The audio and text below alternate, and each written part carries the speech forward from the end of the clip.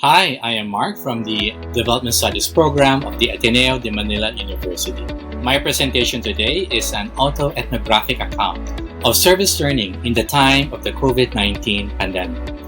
This presentation is divided into 4 parts, which are the background, methods, result and discussion, and conclusion. With that, let us begin with the background of the study.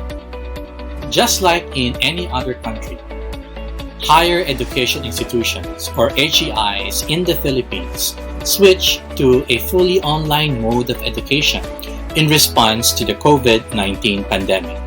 Because of this, some HEIs fast-tracked the delivery of online courses to be completed within a quarter, which is about 2 months, while others retained the semester schedule, which is about 4 months. Although massive online training was done to prepare HEI faculty members in an online learning environment, in the context of the Philippines, this is considered by many as new and unfamiliar terrain, more so by those handling academic service learning courses.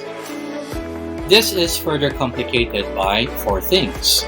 First, many Filipinos rely on affordable mobile network-enabled internet, which has data caps that make synchronous learning a challenge. Second, impoverished families of students cannot afford the high cost of the internet and buying needed facilitative learning devices. Thus, many students are being left behind. Third, students outside urban areas or areas that are very vulnerable to extreme hydrometeorological events experience irregular electric power interruptions that disrupt their online learning.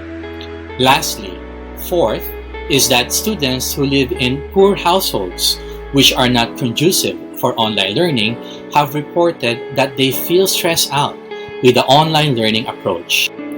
It is within this challenging background that I give my autoethnographic account of my experience as a college faculty member in the Philippines, making use of an extreme e-service learning approach, or XESL, for the online courses I handled in the Ateneo de Manila University. Waltner and fellow co-authors defined extreme e-service learning, or XESL, as a type of service learning where course delivery and the services rendered by the students are conducted completely online. Even though the Ateneo is generally considered a school for the privileged, not all students are economically well off, and many are living outside urban areas. Also, not all are spared from the negative consequences of poor internet infrastructure and irregular electric power interruptions in many parts of the country, which negatively affects faculty members, students, and partner communities. It is within this context that my presentation reveals the lessons I have learned from my reflective practice of XESL over the course of school year 2020-2021. Kindly allow me now to unpack the research methods I observed to come up with this presentation. As I mentioned earlier, I made use of autoethnography, which is a form of research method that utilizes one's life experiences as a primary data source and subject it to a reflexive investigation and systematic analysis. In this presentation, such life experiences consist of my perspectives, beliefs, thought processes, learning, and development in relation to the handling of online courses using an XESL approach. 3 online courses are Dev 106.1, which is Community Development and Social Change, Social Science 13, or the Economy, Society, and Sustainable Development, and Dev 107, which is Project Management.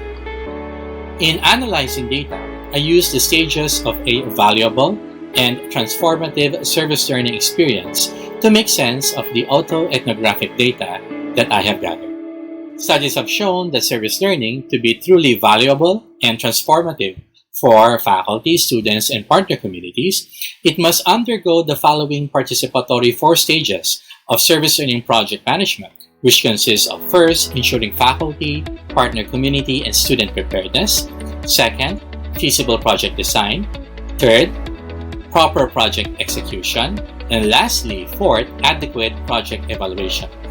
Thus, in my reflexive investigation and systematic analysis of my life experience, I use these 4 stages as my conceptual anchors to check and validate my experience and draw lessons on what I think has worked well in successfully implementing an XESL approach in the online courses that I handle. Let me now show you the results of the analysis of my autoethnographic endeavor. In ensuring stakeholders' preparedness, I had to prepare myself, partner communities, and my students in the service learning partnerships. First, in the preparation of myself, I voraciously learned about the Ateneo's Adapted Design for Learning, or ADL. The ADL serves as the Ateneo's unique framework for online learning. 5 main features of the ADL that I took to heart are: first, the importance of an adaptive design and delivery of online courses. Second, how to make online learning active and interactive through the 5 A's, such as investigate, contemplate, create, communicate, and collaborate. Third, making sure that there is an equal balance of the 3 C's of online learning, which are the course content, I acting as a course coach, and the students as the community of learners. Fourth, have a bias for more asynchronous learning. And lastly, fifth, the importance of organizing lessons into modules, further broken down into bite-sized chunks. When it came to preparing the partner communities, it was important for me to actively seek the assistance of the formators from the Ateneo Office for Social Concern and Involvement, or called OSCE. It is the OSCE formators who are knowledgeable about the needs of the Ateneo partner communities, and they are the ones who connect partner communities with faculty members and students. On my part, I made sure that I actively take part in the preliminary online meetings held by OSCE formators with partner communities to understand their needs that can be feasibly addressed through online engagements, so I can tweak the design and content of the online courses I handle to better equip students in addressing such identified needs. Finally, in preparing my students for the online service learning engagement, I help arrange my students into teams. Their teams are formed based on their individual preference of service learning project topics proposed by partner communities. Aside from this, I orient my students on what service learning is all about and train them on how they can successfully work in teams and collaboratively work via an online setting. In terms of feasible project design, I found it useful to provide a template for students to work on to come up with a more detailed project proposal of service learning projects of their choice, which are based from those proposed by the respective partner communities. Aside from providing them some general information, the template I created consists of essential parts such as: first, project background, goals and objectives; second, how their proposed project is aligned to their academic discipline, 3 or more of these sustainable development goals, and the development framework that guide their project; third, specific project roles and responsibilities of each team member; fourth, schedule of project deliverables or milestones; fifth, available resources that they can use to implement the project online; sixth, discussion of anticipated challenges or risks that they may encounter during project implementation and ways to overcome them; seventh, assessment tools that they will use to measure the success of their project; and eighth, the team's statement of commitment to accomplish the proposed project. So far, from the 8 sections I've handled across 3 online courses, I have already supervised 20 service learning projects managed by respective student teams with an average of 6 members each. Common types of service learning projects implemented range from a mix of: first, direct services, such as creation of online supplementary learning materials for public school teachers and their students. Second are indirect services. such as creation of online marketing materials for social enterprises. Third are advocacy services, such as launching an online advocacy campaign for protecting the rights of young farmers, indigenous peoples, women from the informal economy, and overseas Filipino workers. And lastly, fourth, are research services, such as conducting organizational assessment and program evaluation to help partner NGOs have the data they need for their organizational planning purposes. The key strategy that I use for students to properly execute such projects is that I schedule regular online team consultations with them. This is for me to be updated about the progress of their respective projects and the quality of their working relationship with their respective partner communities. I discovered that regular team consultations allowed me to properly monitor the development of their projects and give them timely feedback, advice, moral, and emotional support. Let us now go to the final stage of adequate project evaluation. Just like in feasible project design, I made use of a template for students to work on their service learning project completion report to facilitate the adequate evaluation of their projects. The template I created requires students to provide first a written and visual narrative of what transpired in their project implementation.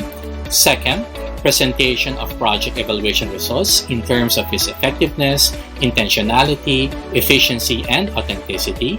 Third, drawing out of lessons learned in connection to being a citizen of the country and the world. And finally, fourth, a conclusion part where they need to discuss the overall community impact of the project and recommendations for project sustainability. Going through the process of evaluation has also confirmed my lingering suspicion regarding the disadvantages of online courses that are scheduled quarterly versus those that are semestral.